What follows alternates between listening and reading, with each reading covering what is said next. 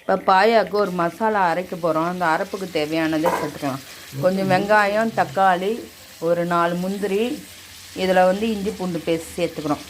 இஞ்சி பூண்டு பேஸ்ட்டு இதில் வந்து கொஞ்சம் கசகசா இது முதல் வதங்கட்டோன்னு அதுக்கப்புறம் தேங்காய் சேர்த்துக்கலாம். மாமா அந்த வதக்கத்துக்கு எது மாமா?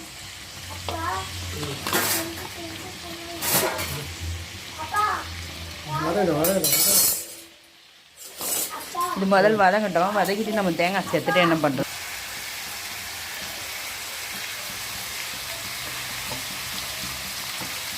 பாருங்கள். நம்ம தேங்காயும் கொஞ்சம் இதிலேயே சேர்த்து இந்த அதுக்கப்புறம் தேங்காய் இதெல்லாம் ஒரு வதக்கி ஒரு பேஸ்ட் நம்ம பாயாவுக்கு தேவையான ஒரு அரைப்பு ரெடி பண்ணி வச்சுருக்கோம். இந்த அரைப்பு ஊற்றி தான் நம்ம வந்து பாயா செய்ய போகிறோம். இப்போ நம்ம வெங்காயம் வதக்கின்னு இருக்குது, எப்படி வதங்கிட்டோம் நம்ம பார்க்கலாம். இப்போ நம்ம அரைச்சி வச்ச பேஸ்ட் ஊற்றுறோம். நம்ம அரைப்பையும் சேர்த்து ஒரு வதக்கலாம். இதுலேயே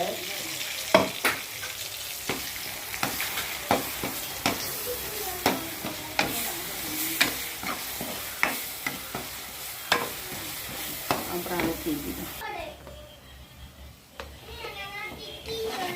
இப்போ பாருங்கள், நம்ம வெங்காயம் வதங்கிடுச்சு. இப்போ நம்ம குருமாவுக்கு தேவையான மிளகா பொடி சேர்த்துக்கலாம்.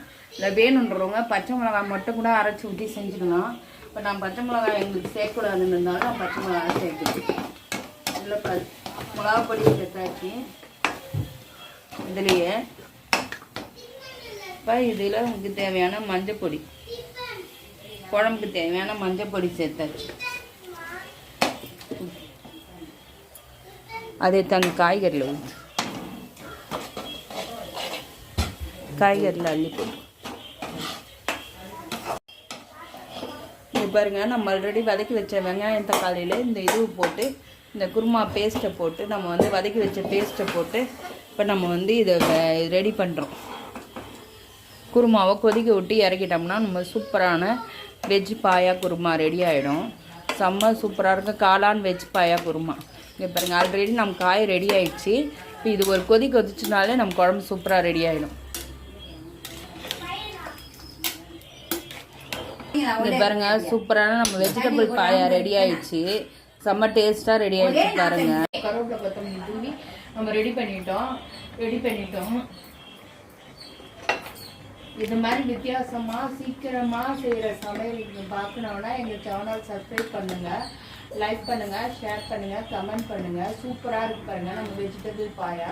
இட்லி, தோசை, சப்பாத்தி, சாதம் எல்லாத்துக்குமே இந்த வெஜிடபிள் பாயா சூப்பராக இருக்கும். சூப்பரான நம்ம வெஜிடபிள் பாயா ரெடி ஆகிடும்.